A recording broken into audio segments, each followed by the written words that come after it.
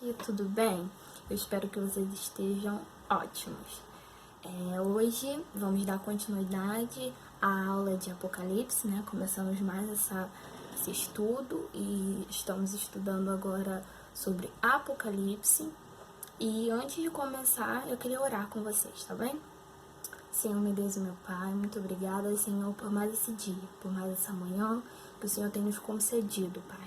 Seja assim com cada junior, com cada pessoa que está assistindo, Senhor, a esse vídeo, que eles possam aprender mais de Ti, Pai. Nos ensina com a Tua palavra.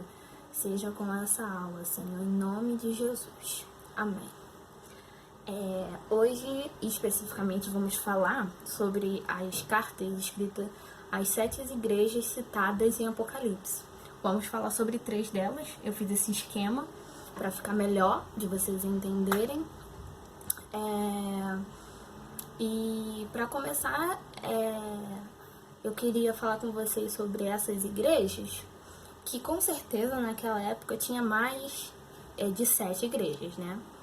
Mas em específico, Jesus, ele, quando dá a visão a João, que é o autor desse livro, ele deixa essas 7 em destaque, né? E dá importância a essas 7, né? E todas essas igrejas têm pontos positivos e pontos negativos, né? O Senhor sempre, quando escreve, ele fala elogiando algumas características de certas igrejas e faz repreensões também, porque não somos perfeitos e naquela época eles também não eram, então eles pecavam. E aí Jesus deixava essa repreensão. E Jesus sempre se apresentava de formas diferentes para cada uma delas, quando escrevia as cartas para elas. E também ele deixa a promessa para cada uma delas de que eles vão vencer e qual seria a recompensa após eles vencerem, né? E vamos começar falando sobre Éfeso. Éfeso, uma igreja muito trabalhadora, né? Uma igreja que se dedicava à obra do Senhor, né? Como vocês podem ver aqui, ela era trabalhadora e ela rejeitava o mal. Ela rejeitava os falsos profetas, os falsos mestres, né? Que naquela época existia muito. E até hoje existe, né? Só que não tão claro quanto antigamente, mas ainda assim existe e a gente tem que tomar cuidado com esses falsos mestres.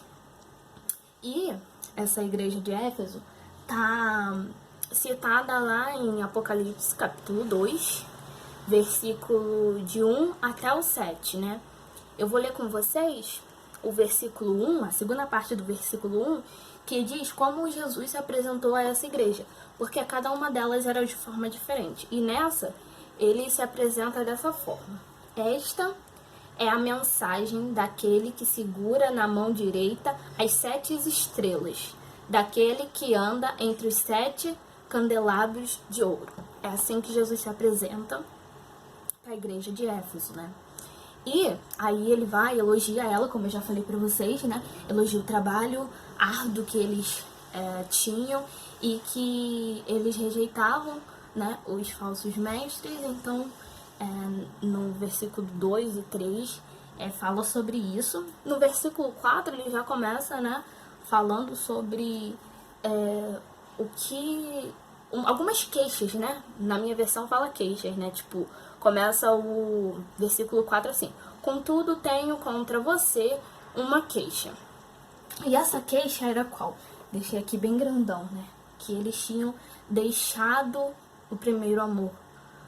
E não tá longe de acontecer com a gente, né? A gente vê muito essas pregações de vamos voltar ao primeiro amor, temos que voltar ao primeiro amor. Porque é verdade, temos que voltar ao primeiro amor, porque às vezes se esfria, e com essa igreja aconteceu. Apesar deles se empenhar, eles trabalharem muito, eles deixaram o primeiro amor. E Jesus nota isso e fala com eles sobre isso, e fala, volta ao primeiro amor, né? A solução era essa, voltem ao primeiro amor, voltem a praticar as boas obras. E no finalzinho, né, no versículo 7, ele fala sobre a promessa dessa igreja para os que iam vencer toda essa batalha e que iriam conseguir voltar a este primeiro amor, né? E a recompensa era exatamente essa, né? A árvore da vida. Ele fala assim, vou ler para vocês no versículo 7. Quem tem ouvidos, ouça, para ouvir. Ouça o que o Espírito diz às igrejas. Ao vitorioso darei o fruto da árvore da vida, que está no paraíso de Deus. Então a promessa é o quê? A gente ir lá com Cristo, comendo desse fruto, dessa árvore que nos vai trazer vida, a vida verdadeira na eternidade com Jesus, né? E aí a gente passa para a segunda, que é a Esmirna, o nome da igreja, a segunda igreja. E essa igreja também, ela foi muito elogiada, ela suportou as perseguições, né? Como a gente tem muitos missionários no campo e eles são firmes, né? Eles não caem, não desistem, eles são fiéis, eles sempre estão lá firmes e constantes na obra do Senhor. E foi isso que essa igreja nos mostrou e nos ensina a suportar as perseguições, né? Essa igreja também era uma igreja muito pobre, né? Era uma igreja que sofria disso por se importar somente com o evangelho.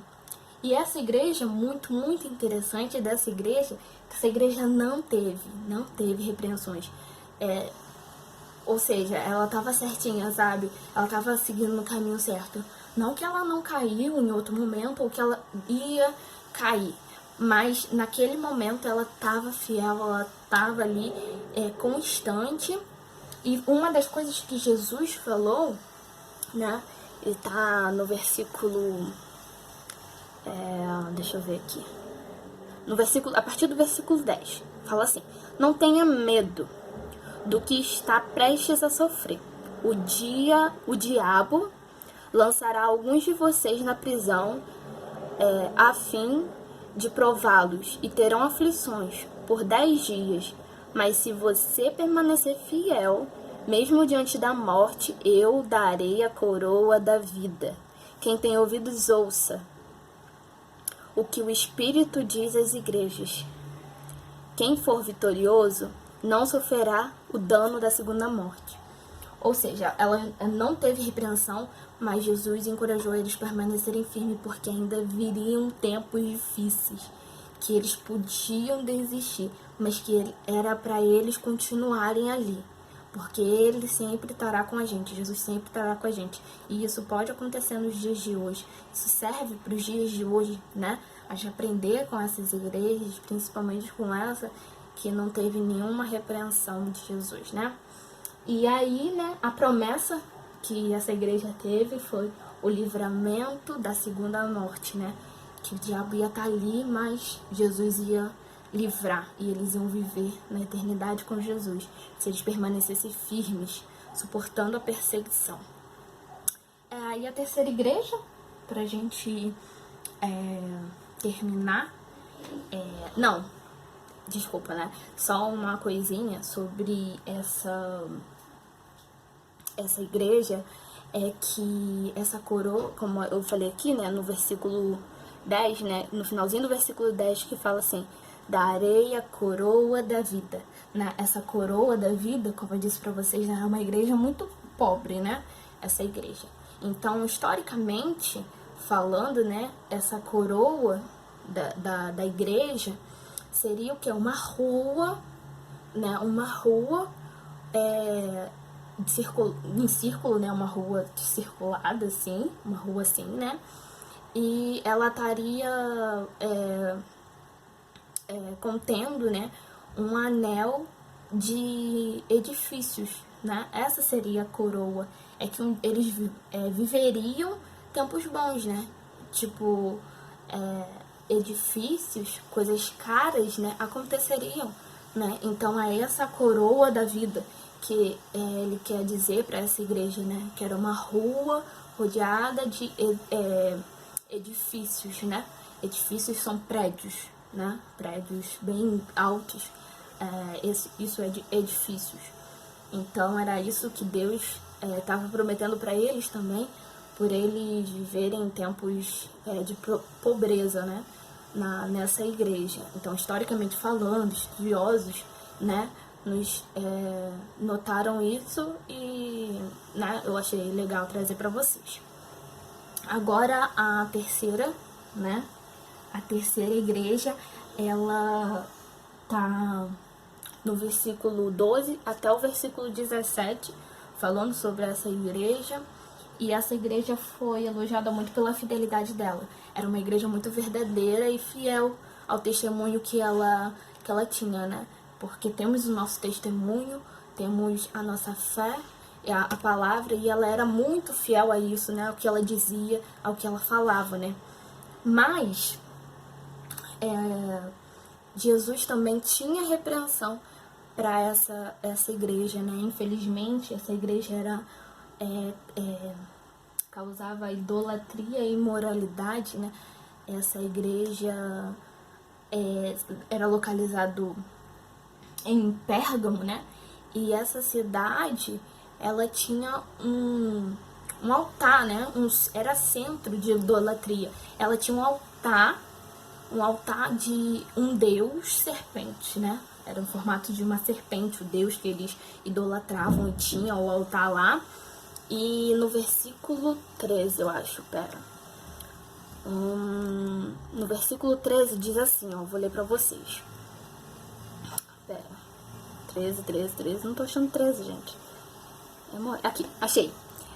Conheço o lugar onde você vive e a cidade onde está o trono de Satanás, né?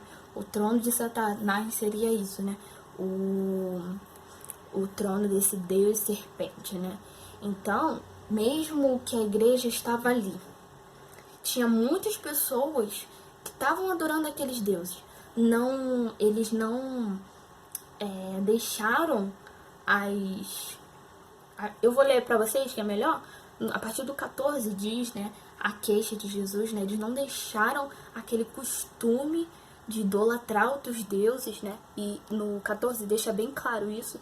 Contudo, tenho com você algumas queixas. Você tolera em seu meio pessoas cujo ensino é semelhante ao de Balaão, que mostrou a Balaque como fazer o povo de Israel tropeçar. Ele os instigou a comer alimentos oferecidos a ídolos e praticar imoralidade sexual.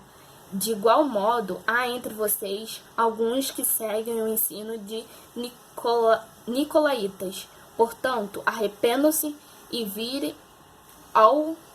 virem-se subitamente até vocês, e lutarei contra eles com a espada da minha boca. Né, eu esqueci de falar, mas Jesus se apresenta a essa igreja como: esta é a mensagem daquele que tem a espada afiada de dois lados, né? Então, quando eu li isso agora aqui, que Jesus, se eles não se arrependessem, Jesus viria com a espada, é porque Jesus se apresentou ele como aquele que tem a espada afiada de dois gumes, né? De dois lados. Então, por isso que ele fala que o povo teria que se arrepender de estar fazendo essas coisas que não eram certas aos olhos de Deus, né? Então, aquelas pessoas iriam sofrer se não se arrependessem, né?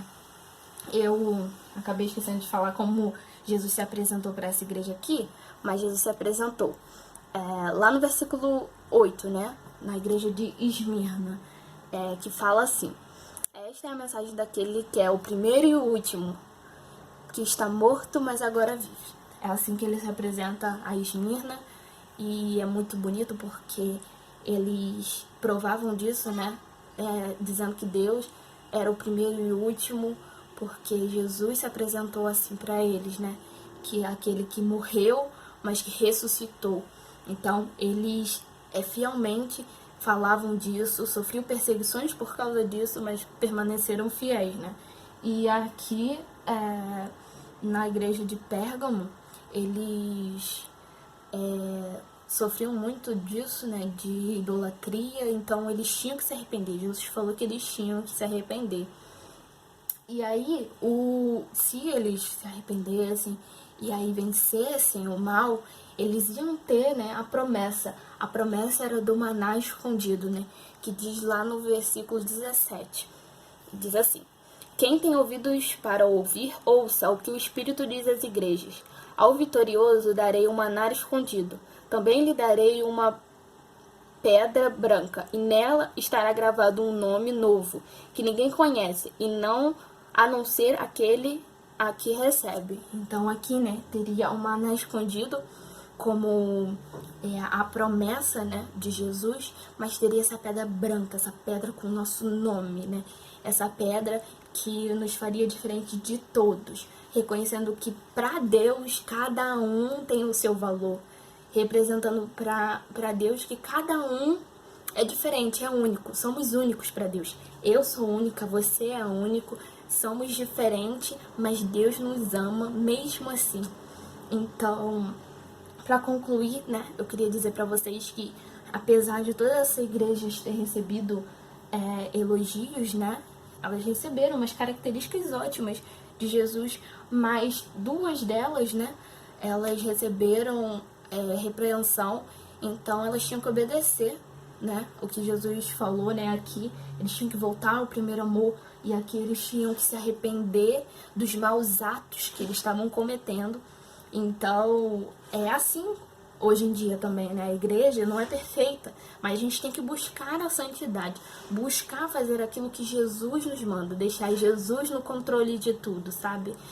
A gente precisa precisamos reconhecer o nosso erro e deixar Jesus nos consertar. Ele nos conserta, ele nos direciona por caminho certo, porque ele é o único caminho, e precisamos fazer aquilo que diz na palavra. Isso aqui é a verdade. Então a gente aprende com essas igrejas isso, que às vezes erramos porque não somos perfeitos, mas Jesus nos dá o direcionamento, né? Que temos que voltar ao primeiro amor, temos que nos arrepender, temos que deixar de pecar e buscar a santidade. É isso que temos que fazer todos os dias. E a aula de hoje foi isso, né? Acabamos. Semana que vem vocês vão ter mais sobre a continuidade dessas igrejas, mas por hoje foi só isso. E eu vou orar com vocês para encerrar. Senhor, meu Deus, meu Pai, muito obrigada, Senhor, por essa aula. Coloque em nossos corações, Senhor, direcionamento, Senhor, da Tua Palavra. Nos direciona para um caminho certo, Senhor. Que possamos reconhecer os nossos erros, Senhor, e aprender com a Tua Palavra, Senhor. Fazer aquilo que é certo, Senhor, buscar a santidade, Senhor. Em nome de Jesus, Senhor, abençoa cada um.